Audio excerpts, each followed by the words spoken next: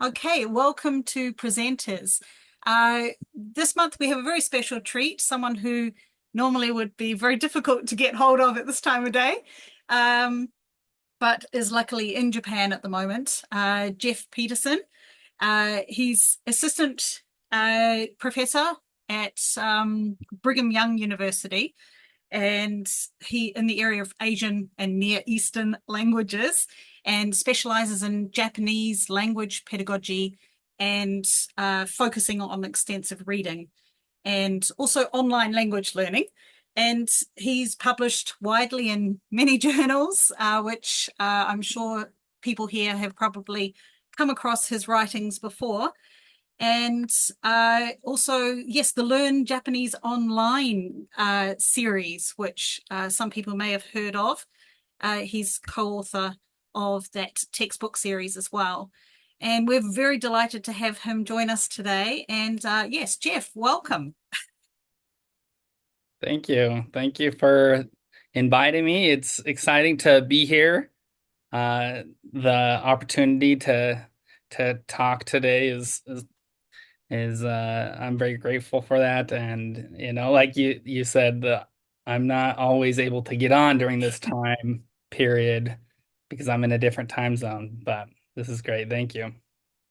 All right. Well, when you're ready, please take it away. Okay, I put together some slides. Let's see if I can share those. Let's see. Does that look okay for you That guys? looks very good. Okay. So today I wanted to just kind of go over the research that I've been working on with one of my colleagues.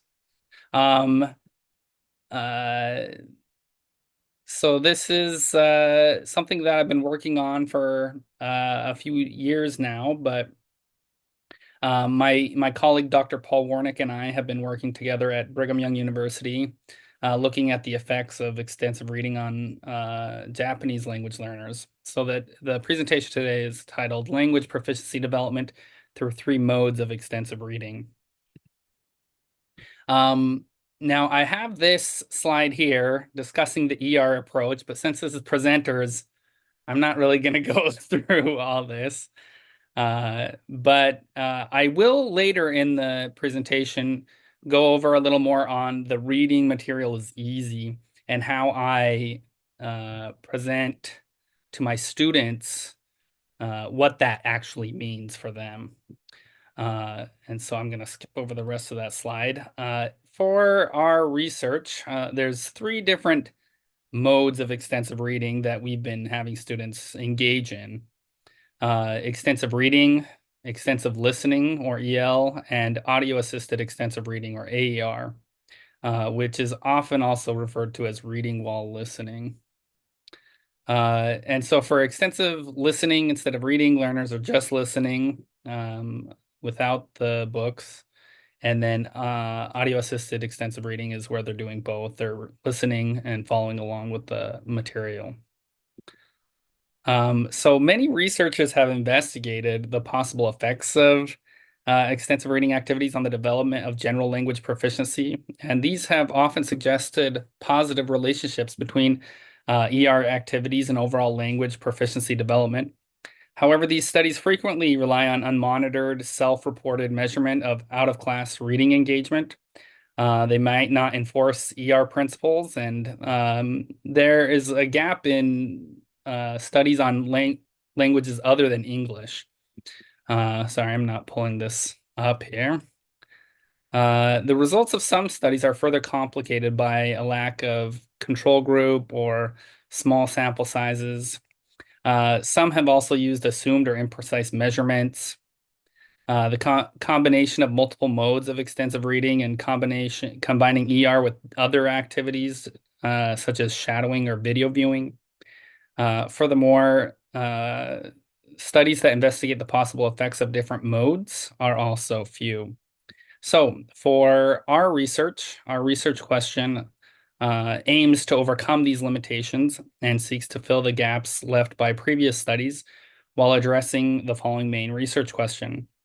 Will monitored audio-assisted extensive reading lead to greater improvement in general language proficiency development in elementary and intermediate learners of Japanese than monitored extensive reading or extensive listening alone? So we're currently engaged in a 3-year study involving 4 third and fourth year university level Japanese courses. Our presentation today discusses data from the first year of the study, and the research includes 3 treatment groups, the ER, EL, AR, and a control group, which watched videos on aspects of Japanese culture. In the study, we are examining gains in general proficiency, in vocabulary size, and in reading rate and comprehension. But for today's presentation, I'm focusing just on the general proficiency aspect. So this study uses a randomized pre-test, post-test experimental design. Participants were randomly assigned to one of the 4 groups, and the series of pre-tests and post-tests included a large proficiency, included a language proficiency test. This proficiency test was the Japanese Computerized Adaptive Test, or the JCAT, which is delivered online and assesses listening, vocabulary, grammar, and reading abilities. The total of the 4 component scores is used as a measure of general Japanese language proficiency. And the JCAT is commercially available through the Japanese Language Education Support Association. And here on the slides, you see kind of an example of the types of questions, kind of typical JLPT style standardized proficiency test questions. To analyze gain scores on the assessments, we used an analysis of covariance, or ANCOVA. An analysis of covariance can be used to equate groups statistically on the basis of different variables. The gain scores are then adjusted accordingly. So this helps to mitigate any difference between groups based on the pre-tests and the number of sessions that the participants attended. Again, the 3 treatments were the extensive reading, extensive listening, and the audio-assisted extensive reading groups. As for the control group, they watched episodes of the Japanese television program Begin Japanology and Japanology Plus, which explore aspects of traditional and contemporary Japanese life and culture. These are aired in English on NHK World, and participants selected videos of interest and watched them individually during our in-class activity sessions. And for each video they watched, they wrote a 1-paragraph summary on what they learned about Japanese culture. So at PanSig this year, I brought up that I used some slides to help my students better understand the first ER principle, and that's what I was alluding to earlier. This reading material is easy principle. And Teka-chan-san was kind enough to contact me after PanSig and was interested in those slides. And so I thought I could also show them here at PresentERs, as I thought it might be of interest to the community in general. So I'm going to switch over to those slides to kind of share what I do in my classes to help familiarize students with this aspect of extensive reading. So when I'm introducing extensive reading to my students, I've been using these slides for the past couple semesters. Now, this was inspired by Marcos Benavides' conference presentation, Extensive Reading Benefits and Implementation. And I have an excerpt from his presentation also in here to share. But these are the exact slides I show my students. I've told them the principles at this point and say, okay, now what does it mean when I say you need to be reading material that's easy? And I say you should know 95% or more, ideally 98%, but minimum 95% of the words that come up in the text. And then I show them, this is the excerpt from Benavides' presentation, where I tell them we need to remember we're talking about fluent, easy reading, so speed and comprehension. And so I show them a little excerpt here. This is a conversation that comes up in a textbook, the Nihongo Now textbook that students in second semester Japanese course would have gone over. So when I'm introducing this to 3rd-year students, they should know all the words in this kind of conversation. So it's a 50-word conversation, and I read through this with them, or rather I have them read it. and they'll notice they're not understanding it at all. And this is because I've inserted nonsense words. So 20% of the text is just nonsense words. I don't tell them they're nonsense words at this point. I just say, okay, how much did you understand here? And they're like, oh, I don't understand what's happening in this conversation. I say, okay, that's assuming you know about 80% of the words. And then I say, okay, this would be you understanding about 90%. And they go through this and they still don't really get what's happening. Then finally, when we get to 95%, they start going, okay, I'm understanding this. This is something I can kind of get through. And 98%, yeah, okay, there's one word I didn't know, but the rest I understand. And then I show them, okay, here's the full conversation with no nonsense words. And I reveal to them, actually, was just changing the words out. And I show them, okay, here's the full conversation. Here are the words that were nonsense words at 80%. So there's a lot of words they wouldn't know. 90%, there's still too many to understand what's happening. At 95%, they see, oh, two words that they wouldn't have known. And so they can kind of finally start to understand what's going on. And 98%, here's one word here. So these are some slides I use that I've found helpful to get students to understand when they're doing extensive reading. This is the level of understanding I want them to have as they're reading and finding pleasure in reading. So going back to my research slides here. As we've been having students engage in these activities, I prepare a personalized list of materials for them to use based on their vocabulary size. And this is material that I've collected over the years in a database. And so I can collect that based on their vocabulary size, give them a list that would be most appropriate for them personally. And then each semester, let's see, hold on a second. I'm gonna reshare these. Sorry about that. Let's go. Sorry, my slides have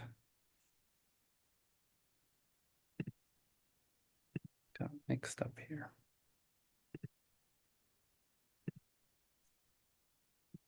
Okay. So then over the course of the semester, participants in this study were monitored engaging in their assigned activity, one of the three treatments or the control group, and then during these 14 in-class sessions. And then the participants reported completion of their activity using a Google spreadsheet. And you can kind of see what that looks like here. So each one semester, 14 monitored 50-minute in-class sessions. They report what when they read the material, when they started, ended, what the material was, the character counts, word counts, and how they interacted with the material here, how far they got, or how interesting it was for them. As we see in this, in-house ka na? what was that? Okay. So then, as you see in the summary, the number of participants in the four groups were comparable with at least 20 participants in each group for this first year of data. And then getting into the results of the study. So this figure shows the differences in mean JCAT total gains. And these results show that the AER group outperformed all other groups with a gain of 8%. This indicates a percentage gain difference between AER and the other groups between 5 and 9.5%, almost 10% gain difference between the AER group and the ER group. Here we have a table that shows the results of the ANCOVA, which indicates that there was a significant effect of treatment group on overall Japanese language proficiency development. When I ran pairwise comparisons for the main effective group, it indicated that the significant main effect reflects a significant difference between the AER and the ER groups. There was also a large difference between the AER group and the EL and control groups. And although these differences did not reach statistical significance, they were still large differences. The EL and control groups performed similarly and outperformed the ER group. However, these differences between these three groups on the JCAT total gain score did not reach statistical significance. Here, I'll get into the mean gain scores across each of the four sections of the JCAT. These results here show that the AER group outperformed all other groups on the listening and reading sections. And these were also the sections of the AER group had the greatest difference in gains over the other groups, with an 8.5 to 10.5% gain difference in listening and a 3 to 8% gain difference in reading. The AER group also outperformed the ER and EL group on the vocabulary section and outperformed the ER group on the grammar section. While the ER group's average grammar score decreased, the AER, EL, and control groups performed similarly on the grammar section with gains between 2.08 and 2.9. The two main aspects of AER are reading combined with listening. So we conducted further analysis focused on the combined gain scores of the listening and reading sections alone. And these planned contrasts revealed that AER increased participants' combined listening and reading scores significantly more than ER and the control group. AER also led to a 3.69 times greater improvement in combined listening and reading gains than EL, a difference which began to approach significance. When considering the listening section alone, planned contrasts revealed that AER increased participants' listening scores significantly more than ER and EL. AER also increased listening scores more than the control group by a factor of 4.77, a difference that began to approach significance. So some major findings from the study. This study found that AER was the most effective at increasing participants' general language proficiency.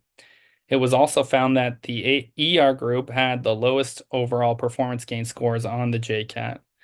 The difference between the AER group and ER group was statistically significant. Further evaluation of the sections of the JCAT revealed that the AER group outperformed ER and EL on each section and outperformed the control group on the reading and listening sections. Differences between AER and ER and between AER and the control on the combined reading and listening sections were statistically significant. They were also significant when comparing the listening section scores of AER to ER and to EL. Finally, the current study found that despite the limited time engaging in the activities due to using a monitored approach, AER still led to significant gains in general language proficiency. As for pedagogical implications and suggestions, based on our findings, ER may not provide the same level of benefit that the bimodal AER activity can provide. When possible, providing students with audio narrations of the books and having them follow along may lead to greater improvement in global proficiency gains than ER alone. When implementing these activities, it seems EL alone might not provide sufficient stimuli to students. Based on our observations and on student feedback, extensive listening participants sometimes struggled to focus on the task, which may have led their minds to wander or to passive listening, while participants in other treatment groups focused on reading or on following along with a written text, as the case may be. Instructors might consider requiring learners to write a short summary of each story they listen to in order to promote more active listening. Instructors may also consider AER activities rather than EL alone in order to help participants be more actively engaged. This study implemented ER, AER, and EL as a supplemental activity to other typical coursework. Because results indicate that participants who engaged in AER alongside other coursework outperform participants in other groups, instructors may wish to consider supplementing their current curriculum with AER activities, either in class or out of class. And program administrators may also wish to capitalize on these potential gains through standalone AER courses. There are limitations to this study. Because many other studies do not monitor participants' activities, they are able to have participants complete 2 or 3 times as much reading per week than what was possible in the current study. To overcome the limitations of unmonitored, self-reported reading or listening engagement, which has been shown to be a potential source of bias in other studies, we had a trade-off with a reduced amount of time on task. This study was thus limited to just 14 50-minute in-class sessions. Longer engagement in modes of ER likely would lead to greater improvement in overall second language competence. Thus, the reduced time on task in the current study may have not manifested the full potential gains from the treatment activities. The current study was also limited in the number of participants per group. Larger participant size in each group may result in different findings. Thus, further data collection will continue. In the future, we expect to be able to report on the findings of a much larger sample of more than 200 participants, with at least 50 participants in each group. Future studies may also explore the possible relationship between the number of characters or words read or listened to and the degree of skill gains. Throughout this project, we also plan on collecting data on changes in vocabulary size, reading rate, and reading comprehension. Thus, future studies may also report on the impact of the different treatments on gains in these skill areas as well. And those are the slides I prepared for this presentation. So go to there, and if you have any questions or comments, I saw some people in the chat. I think that thank you so much for that. Very interesting. And the chat comment was that love the idea of those slides. I think Marcos's idea about presenting exactly what is 80%, 90%, 95%, Right. incredibly helpful for trying to get the students to actually understand what that means. It's, yeah, great idea. Thank you. So yeah, has anybody got questions? I'm sure there are a few questions that will be coming out. Who would like to go first? Tom, would you like to go first? Yeah, thank you. An interesting presentation. That I was rather shocked by the performance of the ER group, and I'm not the only person.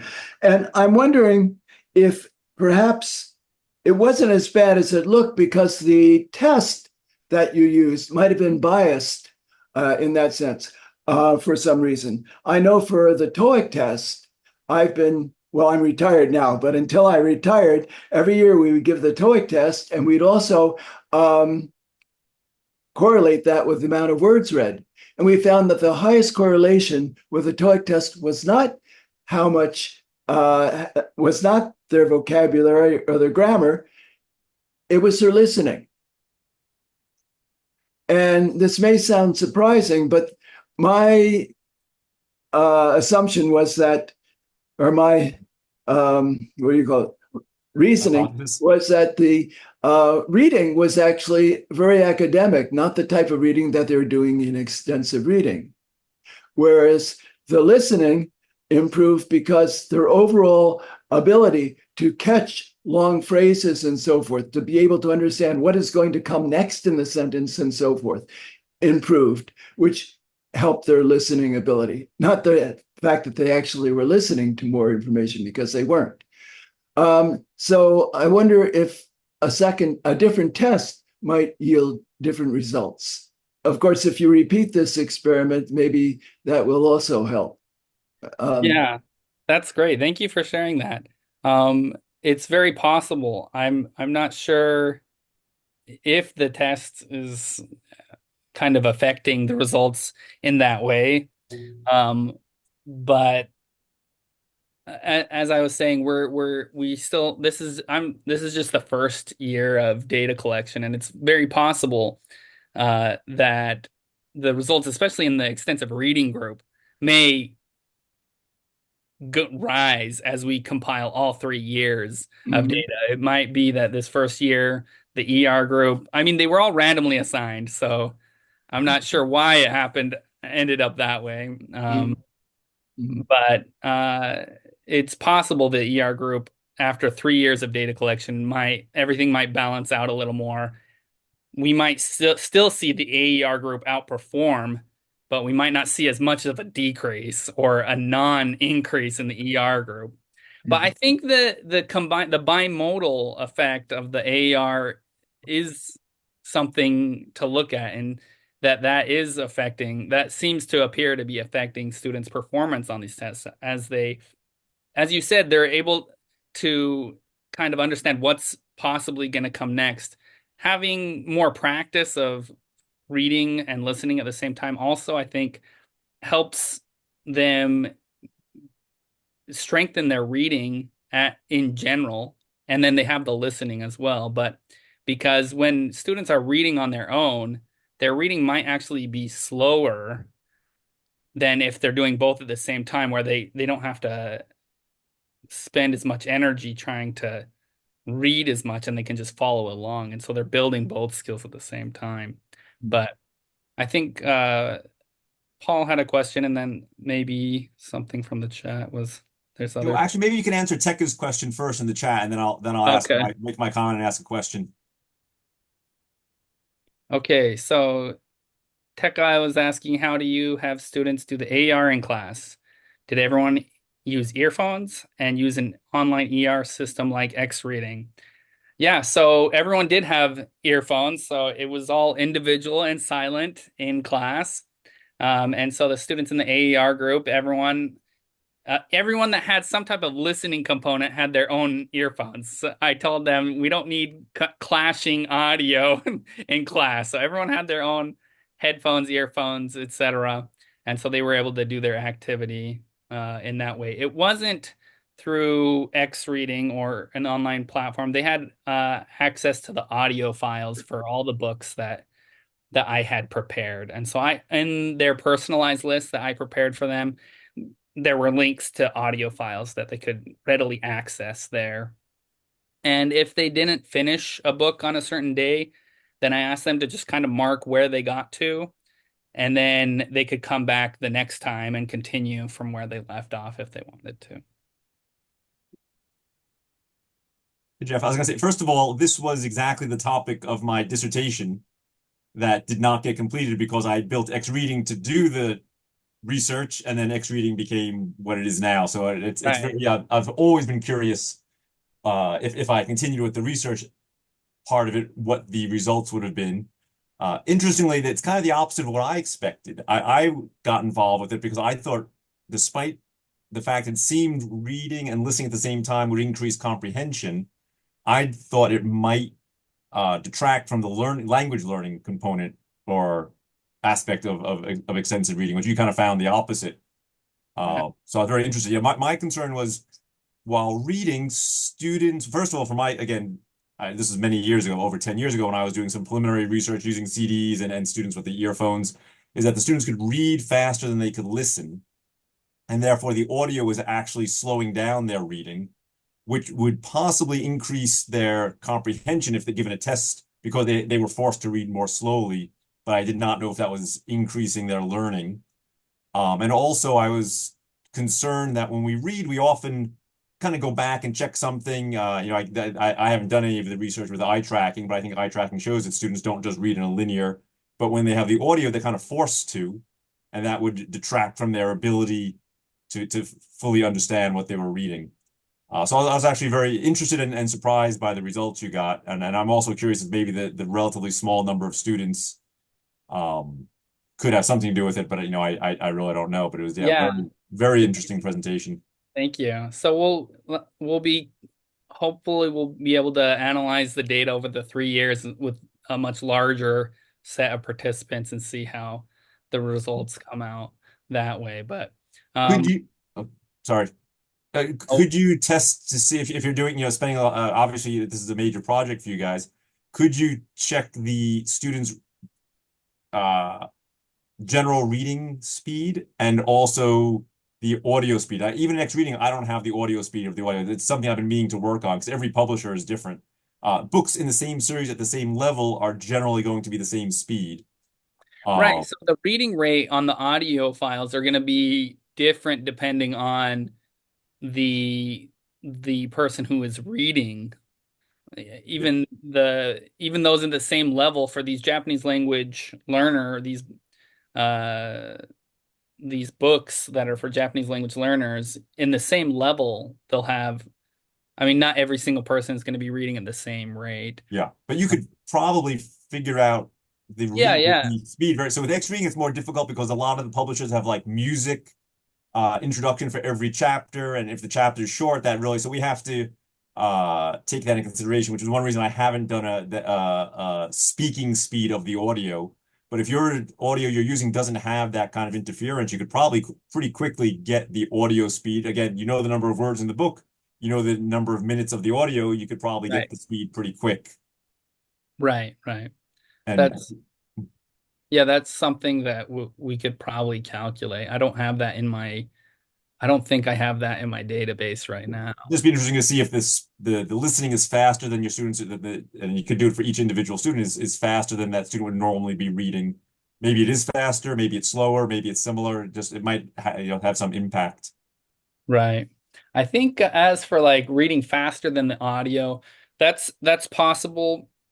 One thing with you were talking about going back and rereading sections. I think if the material is easy as it's supposed to be, the ideal is that they won't have as much of that because they're already understanding Mhm. as they go along. But I'm sure, especially in Japanese, there's probably some with that anyway, when students are going back and thinking, oh, what was that kanji that was used for Yeah. that word? I, Or whatnot.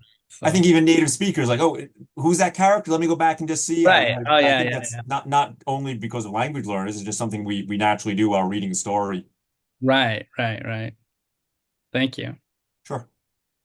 And Chris, definitely, do you think the language, might the results depend on the language studied, was what he said. And the fact that most of us here are obviously dealing with English language learners, not Japanese language learners. Do you think Right. that might have quite a significant I yeah. I do think that could potentially have a very large impact on the results and why it's such a fascinating aspect of this study is that this is English and Japanese are very different languages with very different cultural backgrounds.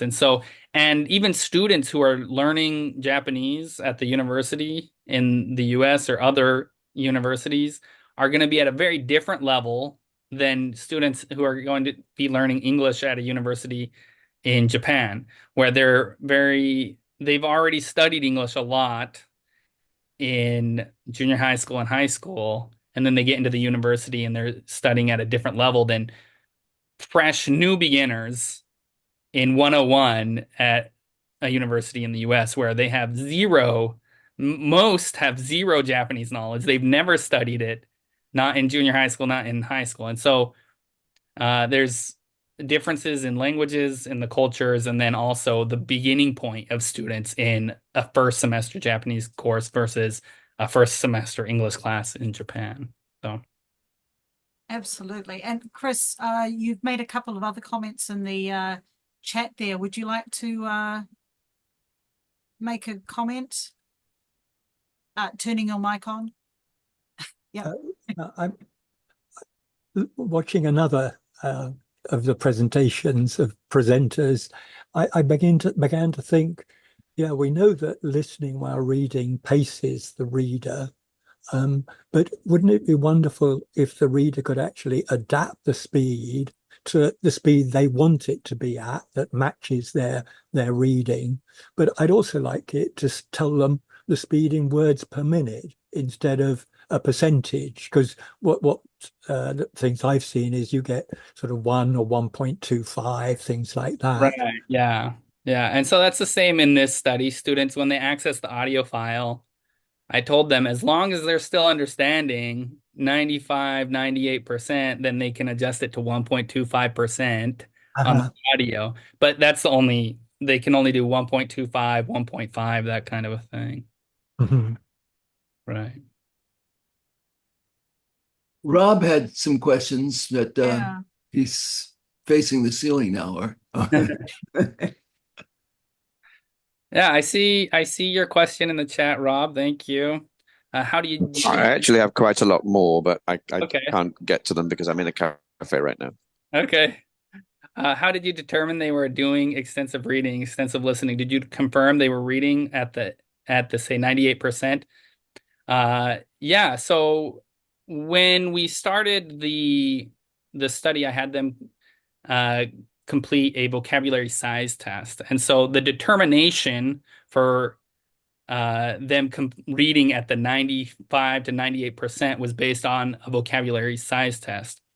And so we determined what their vocabulary size was. And then in my database, I have a list of reading material that indicates what percent of headwords the books are, where they would understand 95% or 98%. So if their vocabulary size is, say, 4,000, which is about an intermediate level for Japanese language learners. If their vocabulary size was 4,000 headwords, then they would understand 95% of all the materials in my database that were listed as 4,000 words or less. I don't know. So yeah, I understand what you're trying to do there. The vocabulary size test is only taken on a sample of the language. Right. So it might take, say, 20 items out of 1,000. That doesn't mean they know the other 980 words, and you're assuming that they do. This is the method that we had chosen to determine whether they were at that 95, 98%. Did you not pilot the tests with some other similar students to see whether they do actually read them at 98, 99%, whatever? I mean, actually reading the text. I mean, you know that the comprehension is not just vocabulary. I mean, you can understand 98% of the words, but that doesn't mean you have 98% comprehension. Right. So you may have 100% comprehension or 70%, depending on which words are on the page and the ideas on the page. So then I'm a bit lost there. Yeah, so we had them. So in combination with that, we had just our introduction to the methods of extensive reading. And so based on that, we gave them a set of personalized material that we assumed would be at their level for this activity. And then further instruction that I showed them the slides. I walked them through those slides saying, this is the level that you need to be at. So for every 100 words, maybe you don't know 4 of the words, or for every 100 words, you don't know 2 of the words. Yeah, that's on the training side. But when they're actually reading the texts themselves, they're not selecting different texts. They're all reading the same texts, right? They are selecting the text from the database. I take books from the database and give them a personalized list based on their vocabulary size. Okay, so I missed the method section. I had to change computer to phone at one stage. So maybe I have a go back and look at that. So yeah, there's a few questions I still have, but anyway, rather than hold court for everybody. Okay, thank you. Hey, Teka, I know that you had a couple of comments there in the chat. Would you, other than the headphone question, are you still here, Teka? Yes? Okay. Yes. So I just a quick comment. First of all, thank you for the presentation. I actually read a study in Taiwan by Chang, Millen, and Renandaya, and they did something similar to your study. And they also showed that the people that did AER had the highest gains. So I just thought, oh well, in my extensive reading class, I think I need to add some more audio. That's it. Great, thank you. Are you familiar with the work of Hiroko Tajika, by the way? No. Hiroko Tajika. Okay, so she's in Keiichi University in Tokyo. She's also very interested in AER. You might want to contact her. Okay, thank you. Okay, Kimberly, I know that you've had quite a few comments there. Are you able to chime in Yeah, there are so many that I can't see everyone's questions, so maybe Yeah, that's fine. We'll just go the ahead. rounds. Where am I at? I'm still scrolling back through to figure out where we're at. Oh, I just was just overall because it was only 15 minutes per week, so that's like less than 10 minutes a day. So then I was thinking like maybe like all of the groups didn't really have enough input. That was one of the comments, but it was more just an aside, not really a question. Were the students reading outside of the classroom? So they would have had their own like other homework assignment readings, but not for this extensive reading activity. They were all Right. the extensive reading audios, this extensive reading, etc., was done in class during a one of those 50-minute sessions once per week in class throughout the semester. But the 50 minutes wasn't all extensive reading. It was the whole 50-minute was okay. doing this activity. Yeah. Okay. And just scrolling back through the chat, trying to find any missed comments. No, Pat has had to leave, unfortunately, but he did write something about syllables, something like syllables per minute seems like it could give a clearer picture of speaking rate, although it might not be as intuitive for students. That was his comment before he left. Maybe that's kind of referring to what Paul was kind of talking about for the audio on the audio narrations of the books instead of words per minute, syllables per minute or something. When the students go through the books and they fill out their log, we have words per minute and characters per minute because in Japanese, that's typically how they track reading rate space or reading amounts is in characters rather than words. And so we have both that we've been tracking. But I had one question about the control group. I thought it was interesting that your control group was watching Begin Japanology, all in English.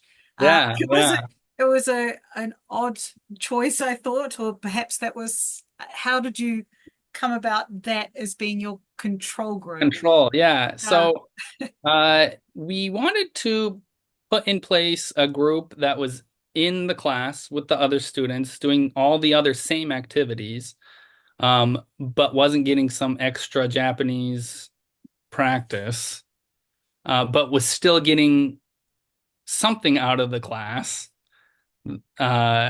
worthy of their time. That would be a typical activity we might have them do in the class. And so we decided on having them watch these videos to enhance their cultural knowledge, but without adding extra Japanese language input. And so that was how we came up with that idea for that group. So they in the same class. So you had all the students, some listening, some doing the audio, the reading, and then just some just clicking back and watching videos about Japan. That I don't know if it would be like kicking back. I mean, it was very mixed, I guess, ideas. Some students just absolutely loved it. Some students were just like, okay, this is another activity. But the students who watched the videos were also providing summaries of what they were watching. So it wasn't just like a Netflix show where they're just kind of relaxing. They still had to provide some type of report back to us indicating that they had what they had. The idea was they were reporting what they learned about Japanese culture through these videos. Okay, yes, Pat's choice of words poorly. But yeah, Tom, yeah, go ahead.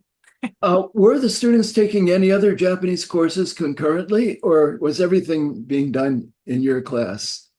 So the students at the 301 level, that would have been the only class they did. But it wasn't just the 301 level students. There were students in other. So the students who were in another 300 level class or the 400 level class would have been enrolled or could have been enrolled in other classes. But we so that is, they are potentially getting more input from those classes. Yes. And so that wasn't controlled for in the statistics. Not for this. No. Yeah. And have the results that you have gotten so far, has it had any effect on the way that you've been structuring the classes and the course within the university? So during the time when we've been collecting data for this, one class each week was set apart for these activities for students to participate. Previously, I had been having students do these activities at home, so they could do it when they wanted to, wherever they wanted to. But because we wanted to try this trade-off with this monitored approach of doing the activity, we had to bring those activities in class once a week. Once we're done with data collection, we'll likely move that back to having them do it at home. Interesting. And what about the reading materials? Were you using all digital? Did you have some paper books? A mixture, yeah. So I would bring in this big cart full of printed materials that students could pick from, and there were also hundreds of digital books that are available for Japanese language learners to do extensive reading with. And so they could, depending on what was on their personalized list, they could choose from whatever was on the cart, or if it's a PDF or some other digital material, they could access that depending on what they wanted to read. And was all the material graded or leveled, or did you have native materials in there as well? The vast majority is graded material. There were some other non-graded materials here and there in the levels, but the vast majority was graded material.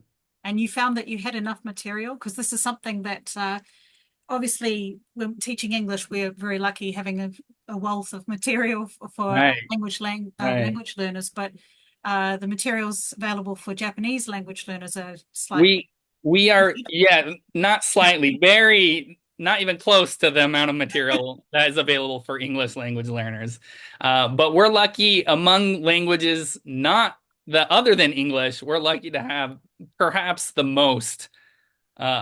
largest amount of material available for Japanese language learners. I know I'm working with a librarian at our university to kind of beef up our offerings to students at the library so they can get access to these easy graded materials or other non-graded but still accessible materials. And Japanese is much easier to get access to than Korean and Chinese is. I don't know if there's really anything available for Korean language learners. Oh, wow. And there's only a handful for Chinese. So we're lucky in the Japanese section to have as much as we do have, even though it's nothing close to what you have for English. Yeah, we are very lucky. Jackie, would you like to add your piece? Yeah. I'm sorry if I missed it, but I was wondering, like, after the activity, you mentioned the kids, sorry, Netflix, but I know the kids who watched the videos, they wrote a summary in English or in Japanese, which... So they, for the most part, wrote it in English. Okay. Some of the students asked if they could do it in Japanese. I said, do it however you want. But even students who were gung-ho to try it in Japanese at first, after a couple sessions, they just started writing their reports in English anyway. And so the amount of Japanese practice they were getting out of writing their summaries in Japanese was minimal to non-existent. Mm-hmm. So was there anything after when they did the extensive listening or reading or AER? Did they take a quiz or did they write a summary, or was there anything Yeah, at so the end of those? for the other treatments, they didn't have a quiz. There wasn't a summary. However, in the log that they kept, there was one section of it where I asked them, well, I didn't ask them, I offered them the opportunity to provide their thoughts, how they felt about it, what they thought. And many of them although it wasn't required, I told them they didn't have to write anything. Most, I think, wrote a little, oh, I like this because, or oh, this story reminded me of such and such. And so they wrote something that kind of helped them connect to the material, but nothing to Oh, test their okay. knowledge on what they had read or listened to. But like a book review or something like that, like Yeah, their quick feeling on one it. or Yeah. two sentences about it, Mm, right? mm, mm, mm. Right, right. Oh, okay, okay. Thank you. Thank you. So how much did they read? I know that's a bit of a loaded question because everybody reads different amounts, but like the least and the most read in terms of books, words, however I, you measured it. Did you I, have a great variation in the amount that I was read? don't have that off the top of my head right now. I would have to go into their logs and look through all that, but I don't have that off the top of my head right But now. Well, was how it many books? yeah. Uh, Ballpark. well, let me just pull up one person's thing real quick and I'll give that as an example.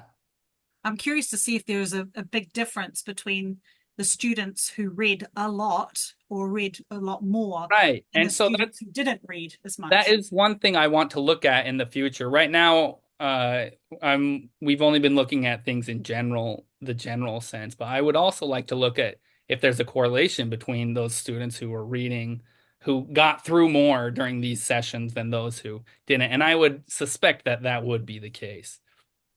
But let's see.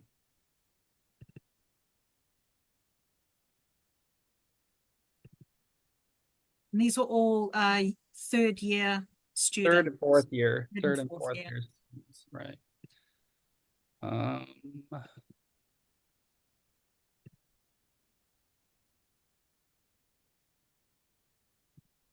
hold on a second.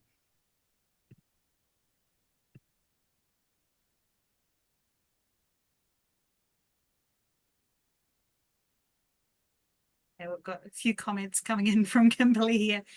So I've got one.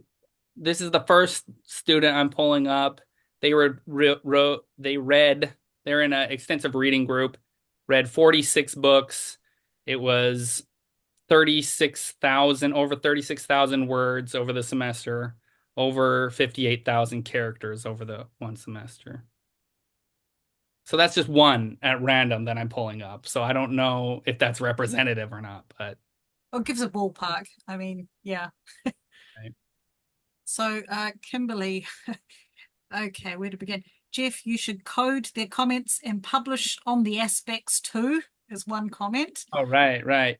That is something I know. Kimberly has also published on the aesthetic. I don't remember how she called it in her reading journal article, but I've been thinking it would be interesting to go back and go through all their comments to see how many are looking at their reporting on their language or how many are actually looking at how they're interacting with the reading material.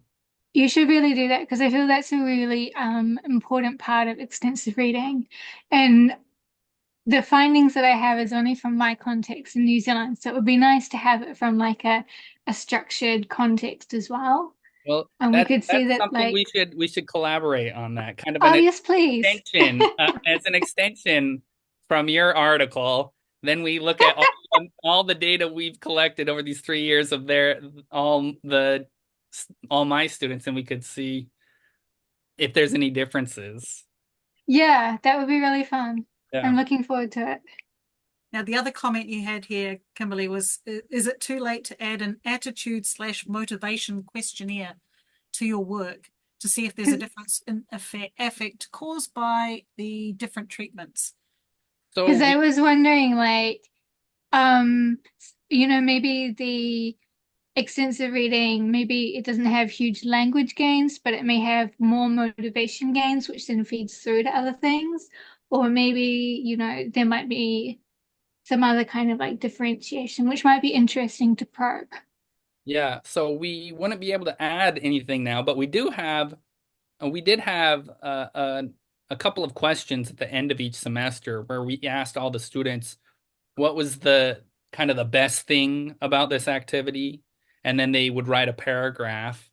And so that's something that we could sift through and see, okay, what were their attitudes towards this activity? So we see what did they get most out of this, and then we also ask, how could this be improved, indicating kind of what maybe you didn't like about this. And so seeing how students in different groups responded to those questions could slightly touch on your question there, but I'm a little not, bit sad that not you to can't the add it in. yeah, not to the same extent of what I think Yeah, you're because I had some really interesting results from my questionnaire for my PhD, but I only had 16 participants, so it's only very like tentative. It's not like I had 80 or 200 plus cases, you know? right. So I was just thinking, but that's okay. How have you found the, sorry, Jackie, just quickly, how have you found the attitude? I mean, have you had any students who have just been like, "Ah, hell no? Or have you been lucky with the attitudes in general? I think we've been lucky. We haven't had any students that were like, no, I'm not doing this outright or whatever. In presenting the activity, the whole idea is that they're supposed to find pleasure and joy out of the activity. And I tell them, if you're ever finding that you're not getting that, then stop and move on to something else.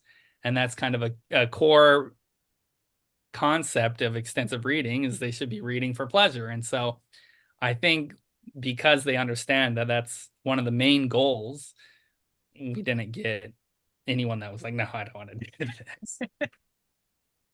Okay, sorry, Jackie.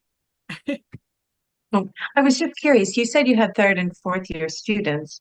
Um, are you having anybody who did it in their third year and then will do it again in their fourth year? And are you going to keep them in the same treatment or Yeah. switch them up? Yeah, that's a great question. So for the data analysis, it's only first time data. So there are students who ended up in a class where we were doing this activity again. So it was their second or third time. But in our data analysis, I didn't include, we're not going to be including second and third time because they already that would affect the results. But in general, for those students, we did give them a different grouping so they could experience a different style the second time. So they weren't, whatever group they got the first time, the second time they were going to be put in a different group so they could experience something. Yeah. Did you talk to them afterwards and see like which they preferred or yeah. I didn't No.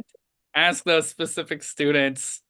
I think Sorry, we're adding a lot to your study just in this one little Zoom call. Yeah, add this, add that. Maybe I should have. But I think some may have commented on that, but I'm not sure. I did have students comment in class verbally to me. I had one student who was like, "Oh, this is nice. I can watch these culture videos now.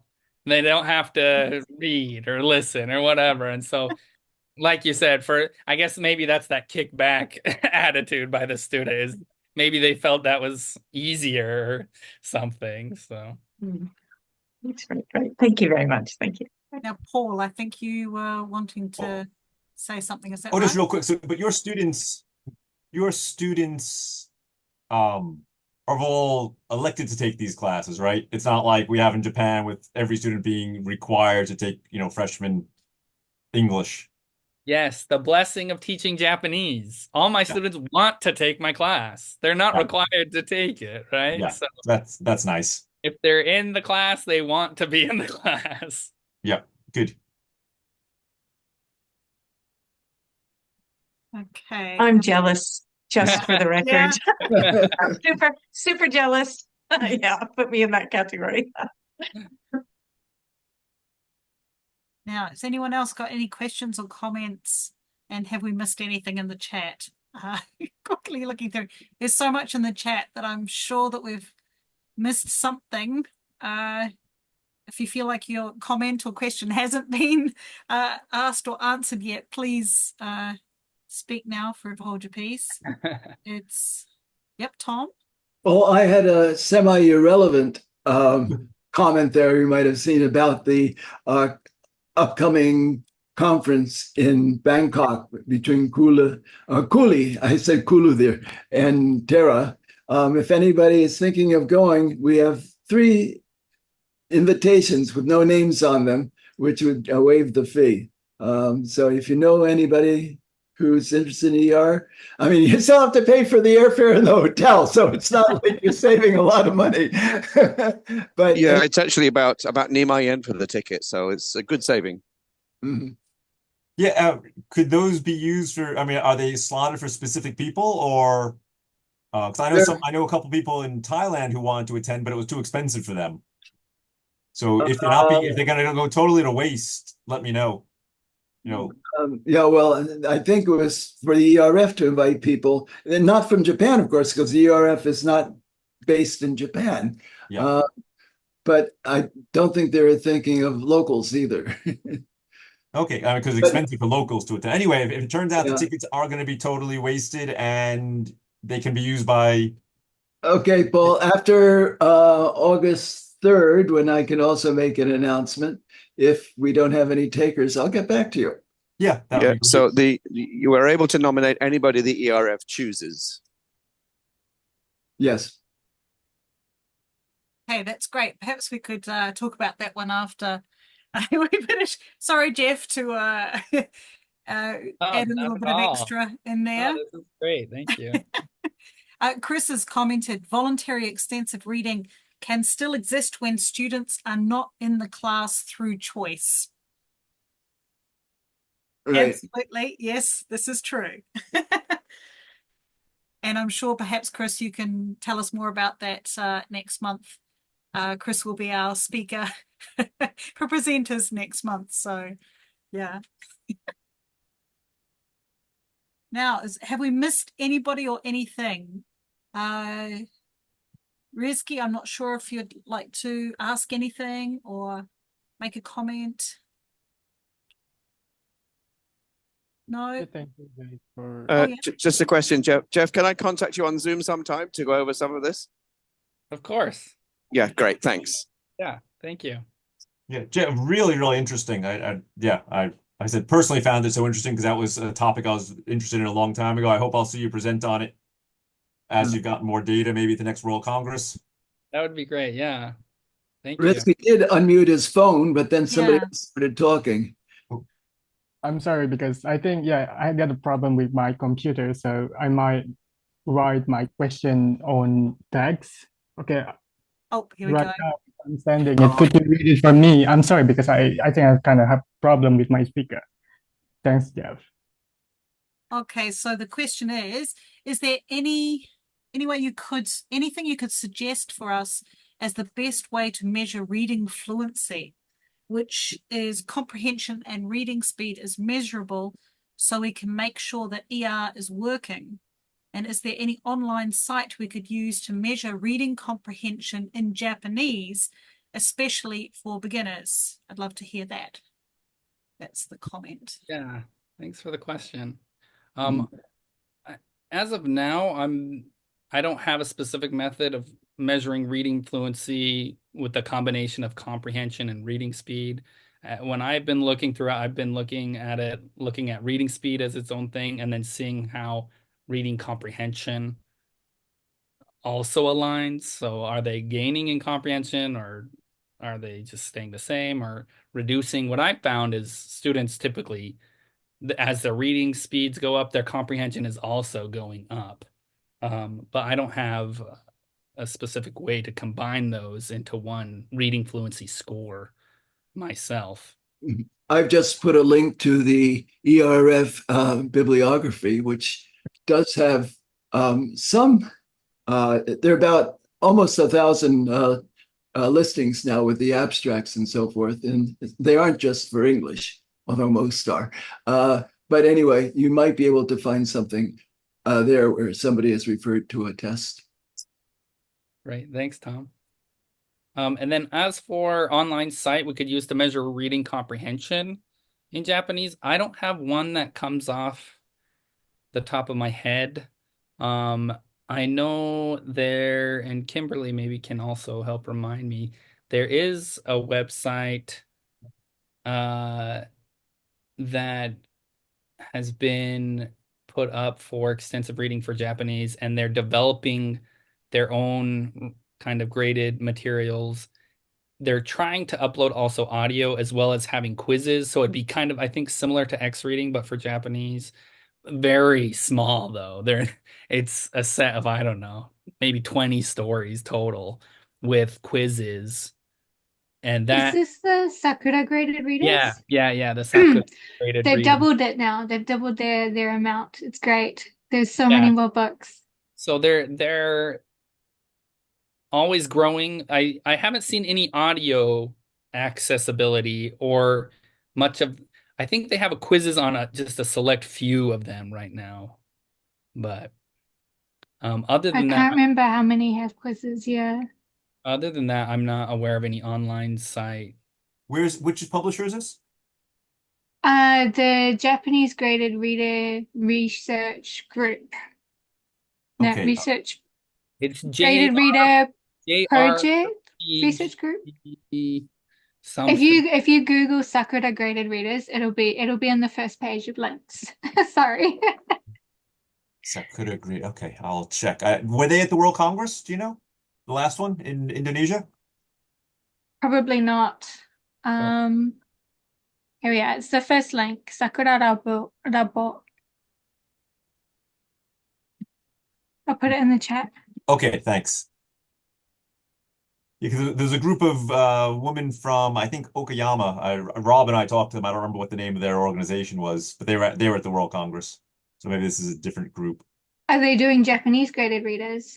Yeah. It was some Oh, if you can remember, can you please let us all know? Let us know. Because they're always on the lookout for more graded I think they're really readers. well known. I think you would I don't know. Oh, You Okayama. may, Hang on, is this I Eri wonder if you Banno? may be, yeah, Banno. You may Yeah. be referring to the Yeah, okay. Yeah, I Genki think you would know graded about them readers. already. Graded readers. Yeah. We use them in our language courses. So the Sakura one is different though. Yeah, it's different. They're the original. The original. Yeah, they started in like 1998. Oh, wow. And they're the only ones using an actual frequency list. They created a frequency list based on the I think 30 or 35 novels that had been published digitally. So they removed the function words, and then they created their frequency list from the content words that were left.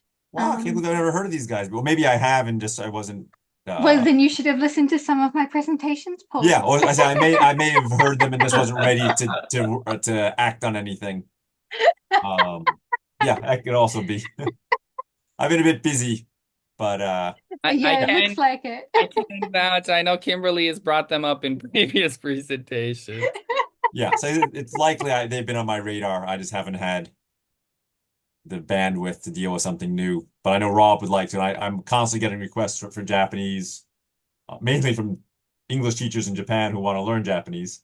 But obviously, there's a much wider world of people who could benefit by having Japanese books. We have French books, we're adding Spanish, but it would be great to be able to add Japanese. Okay. Yeah, thank you for sharing that. That's great. Any other questions or comments before I stop the recording? There are quite a few other digital sources of graded reading material, Paul. Like the taroku.org, they have all of theirs, but they're not based on a frequency list, but they do publish their full word list. So at least you know what goes into each book level. Yeah, I mean, we have books from 24, 25 different publishers on Next Reading and many of them have crazy ways of grading. I mean, I'm the first to acknowledge that the level system that we have doesn't really make much sense. I've been working with Rob to actually analyze the text so at least we can compare them to each other. But that wouldn't be a problem. It would just be nice. My biggest problem is I'm in a chicken and egg situation with the English graded readers. It was very difficult to persuade the publishers to give me the rights. without having schools already paying, but I was willing to put money up front to guarantee that I would get schools because I felt confident that I could. Um, Otherwise, and schools don't want to sign up for a project to sign up for a website that doesn't have books yet. You understand what I mean by the chicken and egg? I can't get publishers on board because I don't have schools. I can't get schools on board because I don't have Japanese books. Mm. So if you guys would be interested, at least I would, and we could talk separately about this. If I had a couple of schools that I could show the publishers that here, and that's what I did with the English. I had teachers who told me, yes, if something like X reading existed, we would be very interested in signing up, and yes, we would pay for it because otherwise, again, the publishers aren't very interested in putting something free online. And I got probably about 30 or 40 teachers around Japan to say, yes, this is something, if it existed, we would use it. Initially, only half of them actually came through, but eventually we ended up doing well enough. Tom? In a similar vein, if you can find people to make the questions, we'd be happy to put the Japanese books on mReader. We have 50 Spanish books and about 1,000 Arabic books. I mean, just the quizzes. So you don't need the publishers. Okay. And you could track how much they've read, at least for those that are doing the reading, via how many quizzes they've taken or how many words they've taken. I'll just throw that out. You need more than one person probably to make the quizzes, so depending on how many books there are. Yeah, it's all a big project trying to move forward with Japanese materials for extensive reading. And there's a lot of people creating original material, and a lot of material, like Kimberly was saying, the tadoku.org website hosts a lot of free material now. They've published many books in the past, and even more and more are being put online for free. And so I think they're doing a lot of great work at tadoku.org. There's also Yomimono Ippai, which you probably know, Paul, because you've been working with Mitsue, right? Or you had some contact with her? Yeah. Mm. Yeah, she's being a good kind. So I'm just curious, again, I know you can't speak for others or even maybe your own institution, but do you think there would be schools that would be interested in that where Japanese is being taught in paying for an Yes. online library? I'm not sure necessarily online library per se, but we pay the license fee to Genki Books, like the most expensive version of that, because Okay. the books are required reading material for our first and second year students. Okay. So That's good to know. And is there a network of, is there equivalent to a JALT or a TESOL for the Japanese community of language teachers? So in New Zealand, there's an organization called JSANS, Japanese Studies Aotearoa Association of New Zealand, sorry.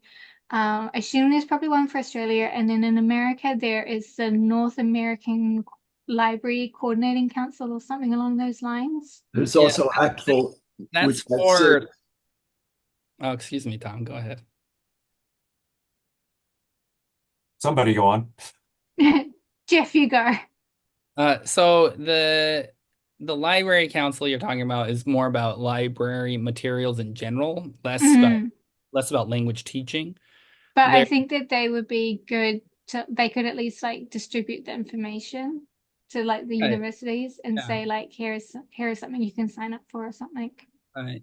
There's also AATJ, which is the American Association of Teachers of Japanese, and then in Canada it's CAJAL, which is the same. Not cudgel. Not cudgel, yeah. Okay, wait, I don't want to take up too much time here, but my concern is we added French graded readers. A woman who was very enthusiastic about translating the Foundation Reading Library.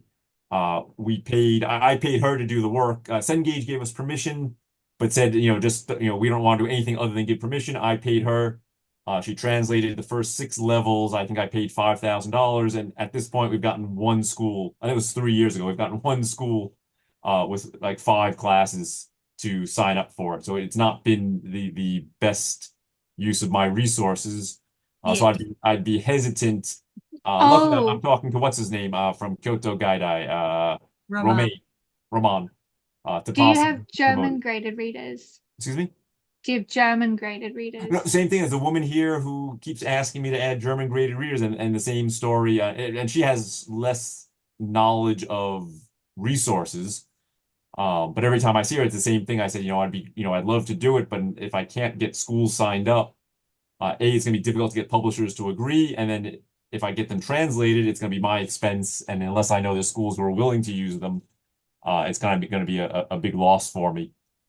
Because I've been talking to one of the German teachers at my university about extensive reading, and I showed her our Japanese graded readers, and she was like, "Oh, this is like so much simpler than I thought." I think she was thinking about like short stories, but like still dense, complex text Yeah. rather than like graded readers. So I Yeah. think she's quite a lot more enthusiastic now. So if you do get some, please do contact me. Yeah, Um, German, like I said, it's low on our oh, list, but there is a teacher who's constant. Every time she's involved in the Osaka JALT, she's maybe an officer, so every time there's an event here, I always see her, and she always asks me, and I always say, I hope someday. I might start trying to talk to the French department, but we don't have very many. Like Japanese is our big language enrollment, and all the other courses they have like 30 students kind of Mm, at each level. It's only yeah, Japanese that we get like more than 100. So yeah, and again, any language is not English is going to have a limited number of students in general, so it's obviously it's going to be difficult. But I just want to, if I can get a few schools in who show that they're interested, then it just makes it easier to negotiate with the publishers. Yeah, I got a question about Catalan. I didn't even know there's graded readers in Catalan. Chris, nice to meet you. I've heard about you many times. I'm glad to actually join one of the presenters and see you. So you're in Barcelona? Oh, you're muted. Yeah, I'm in Barcelona, and I have read a lot of graded readers in Catalan. Um, I suddenly started studying the language 8 years ago after living here for 40 years, and thought, you actually should learn to speak the local language. And I found the graded readers quite useful. Yeah. Yeah, I'd again same issue. I'd love to add any language. We're not restricted. There's nothing restricting us other than getting permission from the publishers, and generally they want to be compensated financially. And if I can't do that, they're not going to be willing. But yeah, I'd love to do that. I actually read my first a Spanish graded reader. I went to a conference, someone gave a presentation and had a few sample books, and it was my first time to actually do extensive reading, despite being involved in it with for 20 years. And wow, it was cool to read a story and actually understand it. it's such a trip, isn't it? Yeah, Like you're just like, wow, it's so fulfilling. yeah, when I was studying Spanish actively, when I lived in Spain before I came to Japan, and yeah, I bought Don Quixote for kids, and yeah, it was just so frustrating. I could get to the first 4 or 5 pages, and it was just so many words I didn't know, and I kind of even though I knew the story, but I just gave up. And then that was kind of my experience of reading in a foreign language. So reading a graded reader, it was just it was really nice to actually get through an entire book. Yeah, the sense of triumph of reading your first book in a foreign Mm. language, even if it's a graded reader, it's still a triumph. Yeah, I it's a other book. people mentioned this before. Yes, absolutely. It was nice to actually, besides telling people about the feeling, to actually experience it myself was very nice.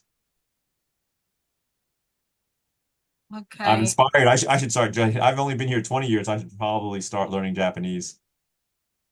You've inspired me, Chris. And Jeff, who's been doing a wonderful job. Now, I think I'll stop the recording here. Thank you very much, Jeff. I'm sure we're all very appreciative of your time and expertise. It's given us a lot to think and talk about. And yes, next month we'll be listening to A View from Europe from Chris. So please join us then. That's right. Yeah, Chris. I won't be. I'll be traveling. I think in Vietnam or Thailand with Rob. But if possible, I'll try to join. But Well, it's gonna be difficult. always watch on YouTube afterwards. Oh yeah. Okay. Yeah. Great. No, I watched the last two things on the YouTube yesterday, Okay. and really enjoyed PanSig, ER. That was really good. Very impressed by some of the speakers there, and then I picked up the one I couldn't go to, which was last June because I was at a conference at the same time, and didn't get around to watching it until yesterday. Yes, it's very useful having the channel for those sorts of things. Yeah. Okay, I'm pressing stop now, so thank you very much for everybody.